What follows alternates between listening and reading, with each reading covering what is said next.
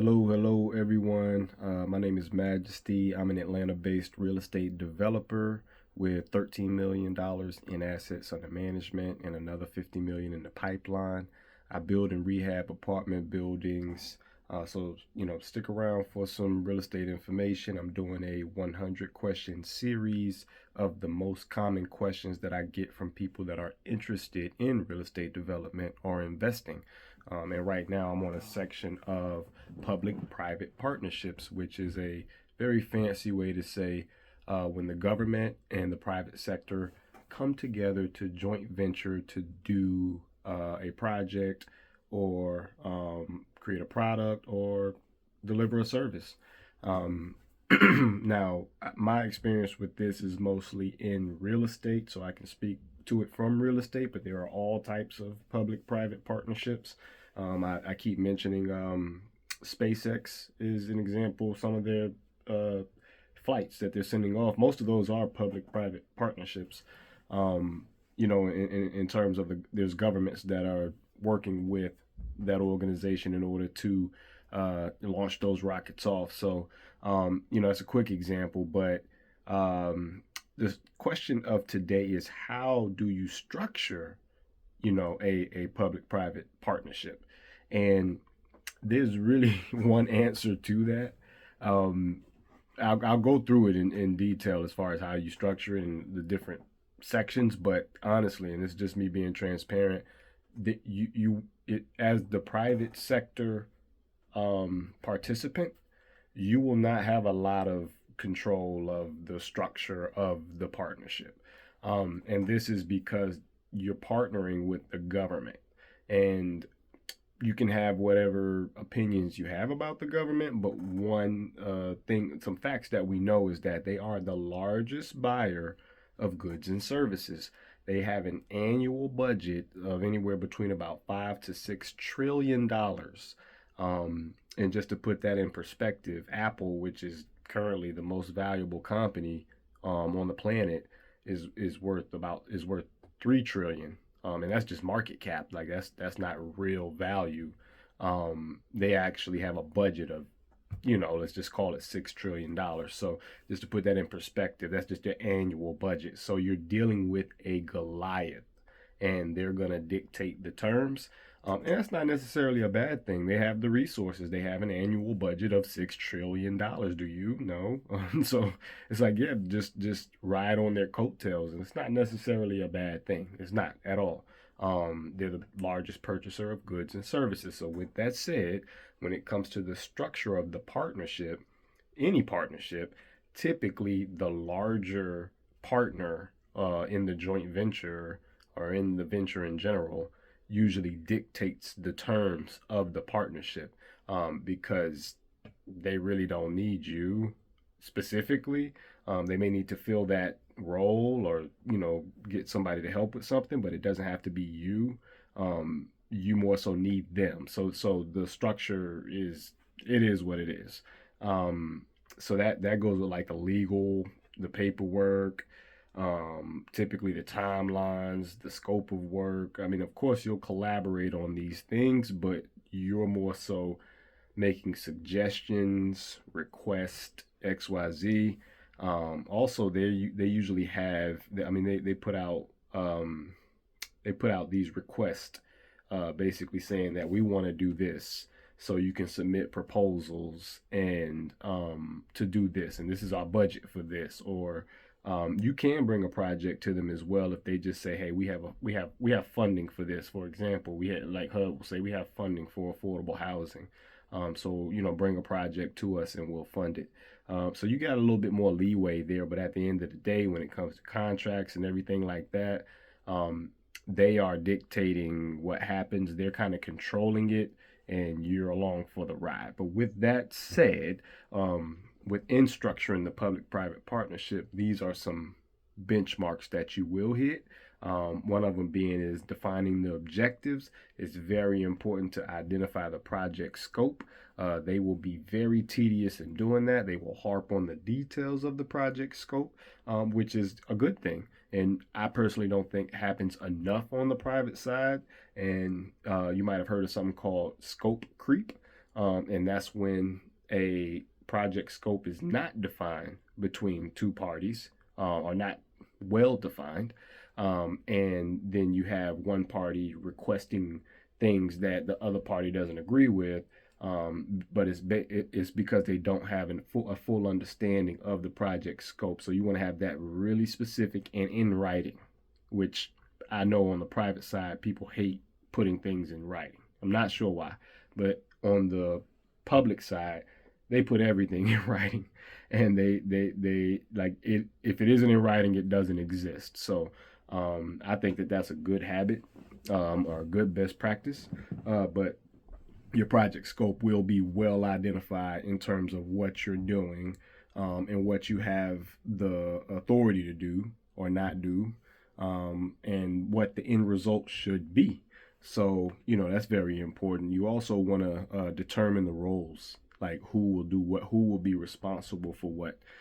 This will be outlined in the contract, the agreement. You'll negotiate on all of this stuff. Like I said, you can make suggestions and requests. At the end of the day, they have these basically they have these boxes they're trying to fill. As long as you're within there, you're okay. But they do have a lot of considerations in regards to what they can and can't do because of the political element. So they're very careful not to mess things up, or disturb the waters too much, because it can affect so many other things in their ecosystem. Whereas on the private side, it's more kind of, we don't really care. It's all about revenue.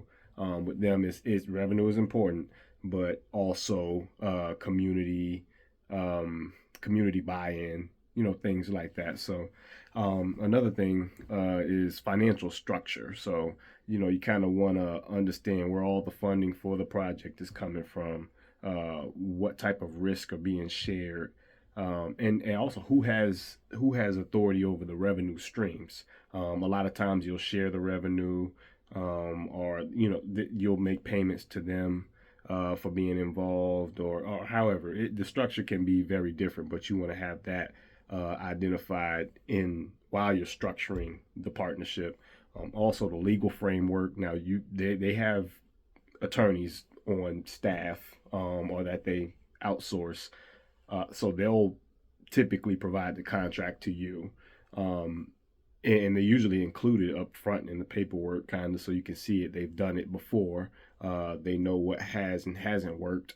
So and in business, usually whoever gives the contract wins the the negotiation.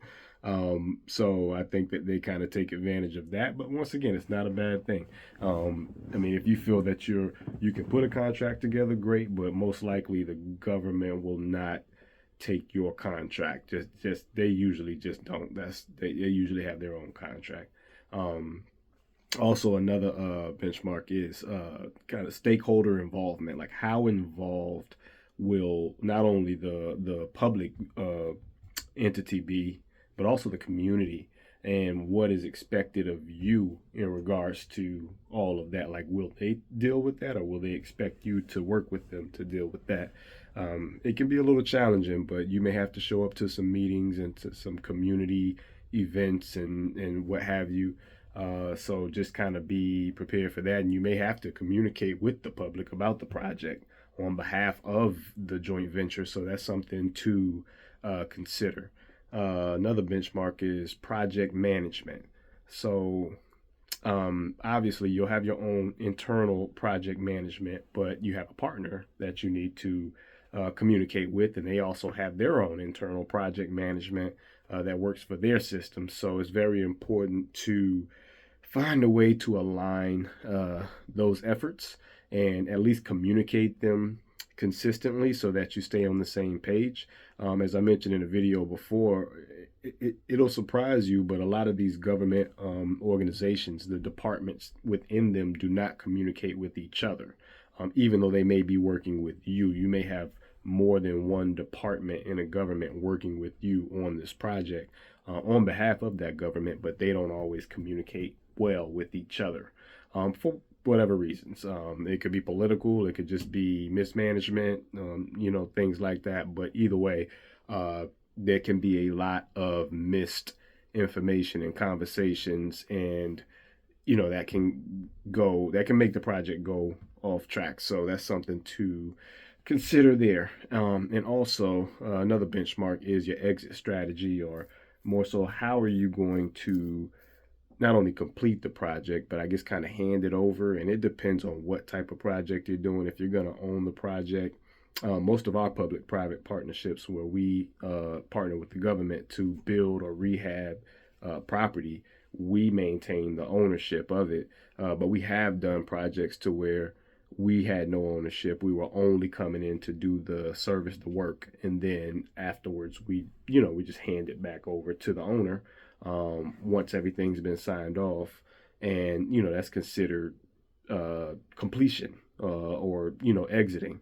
So you want to know what that looks like what the transfer of ownership, or transition of ownership or management looks like, because if the baton is handed off properly, who does that fall on? So you want to be careful with that, because once again they have attorneys on staff. So you just want to be prepared. Want to make sure you have your ducks in a row. And I don't say these things to scare anyone. Once again, I feel strongly that public-private partnerships are some of the best opportunities that exist.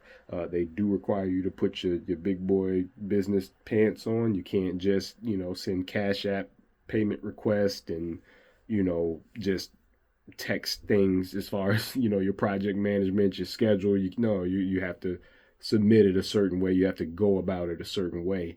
But I think it's a good thing to kind of bring your business up to the level that they operate at, because if you can operate at that level, then you can kind of clear the landscape when it comes to business. And also, it's just really good to have on your resume when you're talking to someone. Hey, I did business with the state of Kentucky. I don't know. I helped out with natural disaster damage there, and it looks good to know that you completed a project, or you partnered with the government and they saw you as a fit partner. It makes it easier for future partnerships and future business. So even with some of the challenges, or what can be perceived as challenges with structuring public-private partnerships, those challenges are worth it to get through it, because of the resume building abilities of it, but also because of the guaranteed payments. I mean, you don't have to worry about receiving pay, maybe when you receive the payment, but it's coming. Anyway, those are my thoughts on structuring a public-private partnership. Once again, they're kind of going to control that. You're in the passenger seat, but you can, request to change the radio station, or, change the song on Spotify, but you're still in the passenger seat. So just know where you sit. And yeah, make sure you like, comment, subscribe. I appreciate you guys for checking out the video. I appreciate all the questions, and until next video, bye.